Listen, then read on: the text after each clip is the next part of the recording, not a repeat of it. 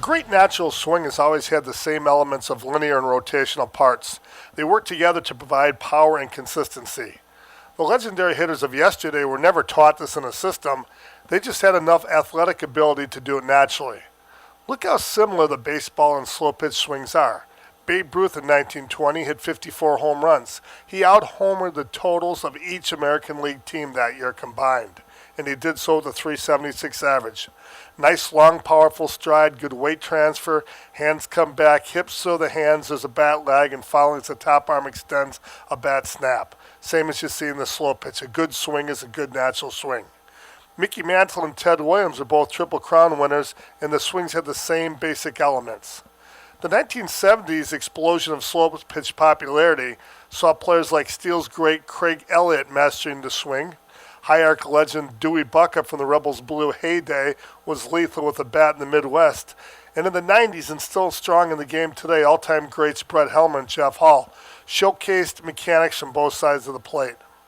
Today's stars like Cannell, Wegman, Larson, and Kirby are amazing, each with differences in style, but ultimately, once the front foot is down, the same mechanics that Babe Ruth mastered a century ago are used in this natural power swing. Our goal as a rec hitter is to develop that natural swing that some athletes just naturally pick up. By learning the steps which we have, and by future episodes of drilling it, we'll develop the muscle memory. But when we get up to the plate, we can't have too much to think about. That's why we need to develop a simple focus of what we're going to do at the plate, simply by maybe getting ourselves started with a good strong stride, and then developing a focus of how to take the bat head to the ball. And it's interesting that the pros have three basic focuses. Once we take that strong stride, the weight transfers and we're down on the front foot. There's a group of hitters that simply use the rotation of the hips, because our arm is connected to the hands, to rotate and feel like they're pulling the knob forward, and they develop a pull snap with that method. There's another group that feels the power is really coming from the back hip, and they can relate to that more so. And so when they land strong, transfer the weight, they feel this rear hip push and extend that top hand and get in a good push snap method. And lastly, you get a group, guys like Scott Kirby, who simply land on the front foot and they throw the hands in a palm down position and throw the bat head into the ball, creating a great snap that way. All three of these focuses are very simple, and you as a hitter are going to watch them and understand which of these focuses make the most sense to you, which one you're using now, and which one you wish to emulate. You're more of a front side, hips pull the lead arm, and you get a snap at the end. Is that correct? Yeah, I mean that's what it feels to me. Do you feel like you have a real strong stride or step? I don't think it's exact. I have a really high leg kick, so I do get it really up and really back, and then come down. But my back foot does come. I'll end up, if you watch the dirt where I end up, I move a good foot forward. So for anybody who sees where my front foot lands, who's not watching my back foot, you would think I had a huge stride. And it's somewhere probably in the middle. But you're getting an aggressive weight transfer onto the front foot. Yeah, huge weight transfer, enough to carry me forward after contact. But if you've seen my swing, I've committed all this already. I'm open, and my bat hasn't really moved still. Mm-hmm. That's the last thing. So I'm all the way here. Everything's open. This back foot's coming up, and I still haven't given this up yet. So, at that point for me, then it is all about big time pull here. And the very last thing with my grip, which is really just two fingers on the bat, and this hand completely over the top, so I don't have anything supporting here. I use this part of my hand for a huge push.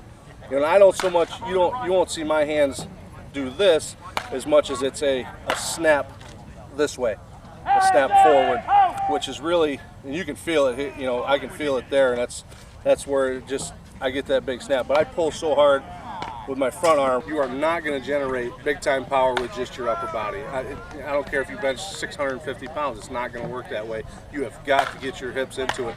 And absolutely, and I can feel it, as soon as my hips start and I get this turn, you're going. So what we end up with is our hip rotation, pulls our hands, and a snap to finish. So your power is coming off your rear hip, Chris. When you snap your wrist, of course you're going to get some snap out of your left wrist, but do you feel more of the snap is coming from your top hand? Yeah, my top hand pretty much guides my whole swing, because that's what I make my adjustments off. I mean, if my ball flight's slicing the center or hooking to the line, then that's when I know my top hand's too strong or not enough, and that's where I make my minor adjustments. But I'm talking about pure power. Do you feel like when your wrists, hips and wrists in sync, do you feel like your right hip snaps at the same time your right hand snaps? Yeah, I would like to think it does, but it doesn't always, obviously. I mean, you can see, I just looked at a bunch of pictures from last week. A lot of my swings are here, and my hands are still with my hip, and then they fire all together. So that's ideally what I'm looking for. I like a backside push. I know some people really pull hard with their front side. I want to push hard with my backside. And there are times when I'm taking BP that I focus on snapping hard. It's not a snap over for me, it's a snap through. The longer you can go with your barrel pointing backwards, the more power you can get when you snap. Pushing the bat through, and then once I let off of it, it's just coming around. So it's like this guide hand, but also you're pushing. When you come through, you're here, bat's coming through, boom, you're making contact, pushing with your wrist, and coming around. And I do it so much, as you can see, I got a little band on my arm right now because I've been doing it so much and snapping. I try to snap, I call it a snap of the wrist, where you just snapping and pushing and letting your wrist come through and snapping. So to do that and do it effectively, you got to push, but you got to have all your momentum going forward. As you throw your hips, you're throwing the knob forward and then just two hand snap. Bam. Balance both way around. Show it again with that axe handle. Okay, yeah. So when I stride out, of course I create lag. Both hands come inside the ball, and then right at last second when the front knee extends, the hands come across. And to me, Bogey, I don't even feel my hands do anything. I think it's just they're just holding on for dear life because they have all this force of that 30 or 28 ounce bat coming, and they're just holding on because I'm extended as far as I can anyways. So I'm here extended, and they're just holding on. You more or less then keep them palm down, palm up, and just throw them and let them snap on their own. Just let them snap on their own because your hips snap your hands. If I concentrate on my hands snapping, I'm not going to explode my hips. If I explode my hips, the hands are automatically going to snap. So certainly we can see the benefit of focusing on one thing in the swing. And like the pros, we'll find out if we focus on that one part of the swing, everything else will fall into place naturally, and our hips and wrists will snap the bat head into the ball in unison. There's a couple of the reasons why we might have a change in focus. One is by injury. I've torn both bicep tendons and my shoulder rotator cuff, and it's caused me to pull times more to get a snap or to push the times more to get a snap, so that my hips and wrists still work in unison, but I can protect one side or the other while waiting for it to heal or having surgery. And the bigger benefit probably to the focus is to focus on the body part that's breaking down. And for 95% of rec hitters, they do not extend and snap the top arm like the pros do. They end up dragging too far, and there's an inside-out swing, and they never catch the bat head up with the hips as far as the snap. So in the next swing makeover, we're going to work on a top hand push snap, hammering the bat head into the ball so the hips and wrists get into sync.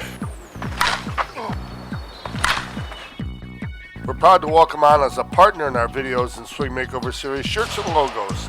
For the past decade, Brett and I, Destiny and our staff have been wearing the uniforms. Full dye sublimation, they've been doing since 1993, the pioneers in full dye uniform sublimation. Whether it's for softball, fast pitch, baseball, or any other sport, the guys at Shirts and Logos are great for customizing and making the uniform the way you want it.